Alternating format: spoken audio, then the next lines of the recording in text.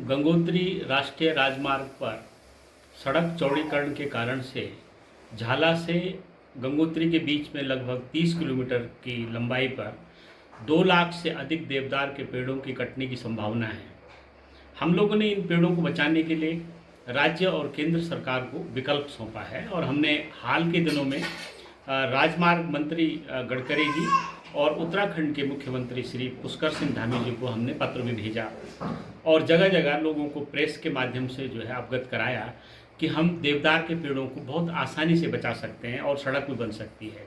गंगोत्री राष्ट्रीय राजमार्ग पर यदि सुखी से होकर जो सड़क जा रही है मौजूदा हालत में, उसको बरकरार रखते हुए, यथावत रखते हुए वहाँ से जसपुर, पुराली, बगोरी और हरसिल होते हुए वहाँ से गंगा का जो गांव है मुखवा, और मुखवा से आगे जांगला और जांगला से गंगोत्री तक नया रास्ता बन सकता है, जिसके कारण से उस पार के झाला से लेकर के और जांगला तक जो करीब 2 लाख से अधिक पेड़ हैं उनको बचाया जा सकता है। तो हमारा जो पेड़ों की संख्या, यद्यपि वहाँ पर जो है लगभग 10,000 पेड़ों पर छपान है, लेकिन उन्होंने मोटे पेड़ों पर छपान कर रखा है वन विभाग ने, और छोटे पेड़ों को तो बिल्कुल छोड़ रखा है। यहाँ तक कि 30 फीट की ऊंचाई तक जो देवदार के वन हैं, देवदार के जंगल है, पेड़ पौधे, छोटे छोटे पौधे, वो एक ही जगह पर लगभग 20 की संख्या में है।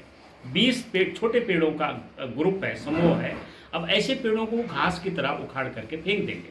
हमें इसकी बहुत चिंता है, और क्योंकि गंगोत्री ग्लेशियर बहुत तेज़ी से पिघल रहा है और उसके आसपास जो बायोडाइवर्सिटी है, जैव विविधता है, उसको बचा करके रखना आज की आवश्यकता है।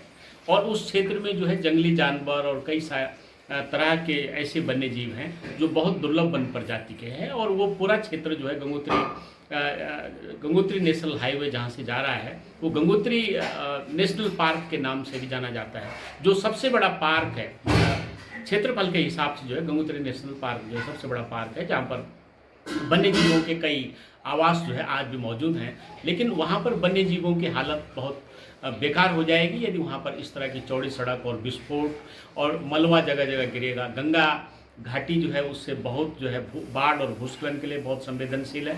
उस घाटी को बचाना बहुत आवश्यक है, क्योंकि जैसे केदारनाथ में आपदा आई तो उसी तरह की आपदा की संभावना जो है अब भागीरथी में लगाई जा रही है। और हम नहीं कह रहे हैं, वैज्ञानिकों ने कहा है, क्योंकि गंगोत्री से आगे गौमुख में जिस तरह से वहाँ के ग्लेशियर का मलबा उत्तरकाशी तक जगह जगह जो खड़ा दिखाई देता है, उस मलबे के हिसाब से लगता है कि आने वाले दिनों में गौमुख से लेकर के और उत्तरकाशी के बीच में बहुत संवेदनशील क्षेत्र बन रहा है बाढ़ और भूस्खलन के लिए। और इस एरिया में पिछले करीब 20-22 सालों में, जब से उत्तराखंड राज्य बना, लगभग 35 बार से अधिक भूकंप आ चुका है।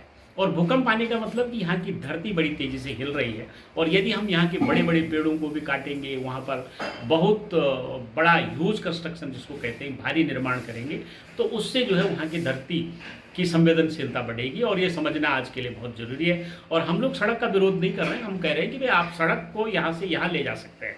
हम मानते हैं कि हमारे देश की सीमाओं के लिए मजबूत सड़क चाहिए, लेकिन मजबूत सड़क के लिए मजबूत पर्यावरण भी चाहिए। चारों ओर की जो ग्रीनिंग है, वहाँ पर आने वाले पर्यटक उसको देखते हैं, उसमें आनंद लेते हैं। वो जो हरियाली है देवदार के पेड़ों की, देवदार का पेड़ बहुत दुर्लभ है हमारे उत्तराखंड, इसकी संख्या बहुत कम बची हुई है। इन पेड़ों को बचाना बहुत आवश्यक हो गया है, और ये लाखों पेड़ यदि समय रहते नहीं बचाए गए, और इसमें सरकार की इच्छा शक्ति हो तो वो बचा सकते हैं।